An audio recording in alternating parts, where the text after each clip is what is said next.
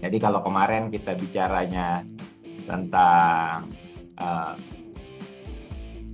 apa itu item response theory, terdiri dari rush model dan model logistik, kemudian parameter-parameternya apa saja, secara keseluruhan, secara general, secara umum.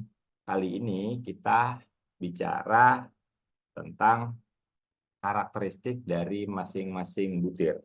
Ini sebenarnya elaborasi dari asumsi. Asumsi butir, asumsi teori yang biasa dikenal dengan independensi lokal, ya, lokal independen. Seperti kita ketahui bahwa kemampuan orang dan parameter butir itu merupakan satu kesatuan yang tidak dapat dipisahkan pada asumsi teori klasik. Ya, ada asumsi teori klasik. Jadi orang tergantung tes dan tes tergantung orang, atau kelompok tergantung tes, tes tergantung orang. Ini mengakibatkan pengukuran menjadi subjektif. Oleh karena itu, diperlukan sebuah teknik analisis yang membuat pengukuran menjadi objektif dengan cara memisahkan antara kemampuan orang dengan karakteristik tes. Nah, disinilah yang dimaksud dengan independensi dari masing-masing uh, orang atau sampel atau populasi dan juga tes. Jadi sebuah tes yang objektif itu nggak bisa seperti ini. Orang tergantung tes, tes tergantung orang. Dia harus masing-masing terpisah. Tes yang objektif adalah tes yang berdiri sendiri, terpisah dengan objek yang dites, sehingga memenuhi sifat independen atau independensi lokal. Oke. Nah, agar tes ini bersifat independen, ada pendekatan yang kemarin kita sedikit bahas dari beberapa ahli. Yang pertama itu model logistik. Ini pendekatannya dari model Ojaev normal. Model Ojaev normal seperti yang kemarin di kelas kita pelajari, kita jabarkan sama-sama. Dia terbangun atas asumsi kurva normal, ya. Kurva normal. Berikutnya Frederick Roth yang memperkenalkan Ojaev normal. Ini yang Ojaev normal itu cukup sulit untuk perhitungan secara manual. Cukup sulit kenapa? Karena tadi distribusi normal itu memang terkait sekali dengan jumlah data dan rumus, ya. Nah, kemudian diperkenalkan juga oleh George Rush. Ini orang Denmark, ya, bukan orang Jerman, orang Denmark.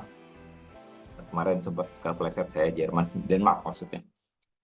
Memperkenalkan model Rush, di mana nanti kita akan bicara apa perbedaan model Rush dengan model logistik.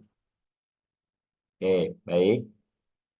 Selanjutnya adalah Alan Birnbaum memperkenalkan model logistik yang dengan model yang mirip, ya, dengan model Ojaev normal.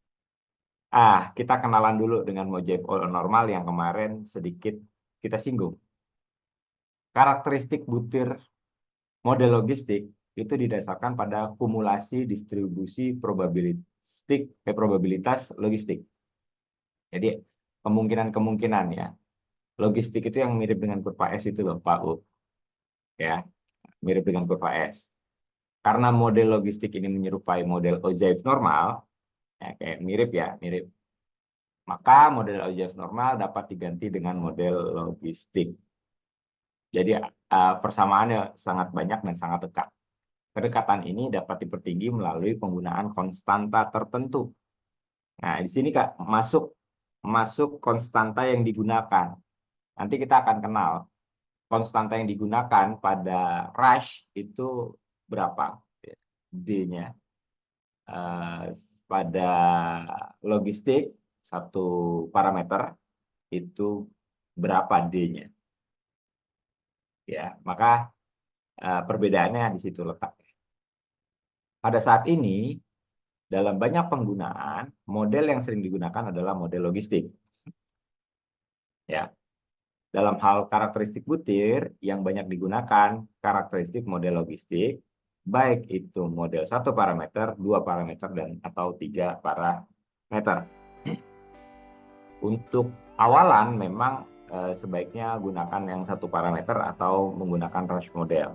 Nanti baru ketika disertasi baru boleh Bapak Ibu menggunakan 2 parameter agar jauh lebih powerful ya istilahnya gitu. Kita lihat di sini ada grafik fungsi logistik seperti mirip kurva normal ya. Dan ini terbangun dari rumus fungsi distribusi Ojaev umum ya. Ya, ini fungsinya seperti ini kira-kira. Dan kalau misalnya Bapak Ibu pernah lihat rumus logistik normal atau logistik 1 parameter, ini sangat mirip. Kita lihat di sini ada bilangan alamnya ya. Eksponensialnya ya, fungsi eksponensial bilangan alam. Ini diintegralkan terhadap D, dx, kemudian dia menjadi seperti ini.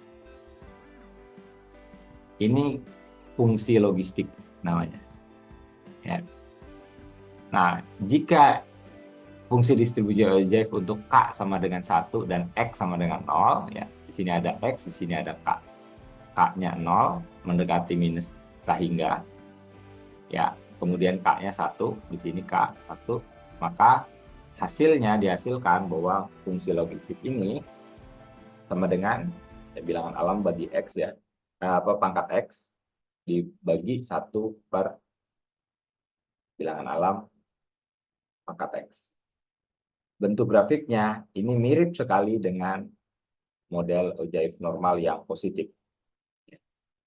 Dia ada slope-nya, kemudian ada fungsi yang mendekati 0, fungsi tak hingga mendekati 0 yang sesungguhnya tidak 0, hanya mendekati saja, dan ada fungsi yang mendekati 1, fungsi tak hingga yang mendekati 1, tapi dia tidak pernah sampai kepada titik atau skor 1. Ini kita kenalan dengan fungsinya, dia berasal dari mana, ini rumusnya. Masuk kita tentang pengenalan model rush dan model logistik.